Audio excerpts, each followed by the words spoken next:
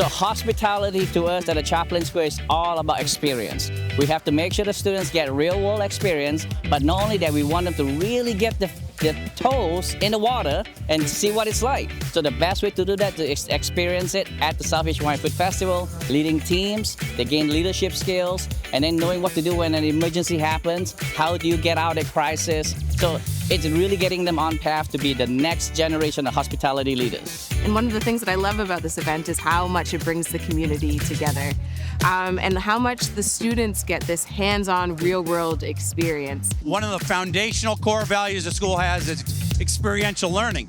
You can only have so much theory in life. I think practical is what actually sticks with people. Hands-on experience is the best type of experience you can get. That's the way I learn personally. Books, do it to a certain extent, but it's really hands-on that really helps me learn. The hands-on learning, it's really unique and such a great experience that a lot of students don't get the opportunity to have. So by participating in the festival, they get that experience and it's amazing. Even though if you're not interested in hospitality per se, there are different opportunities within back of house, front of house. You can probably get into logistics.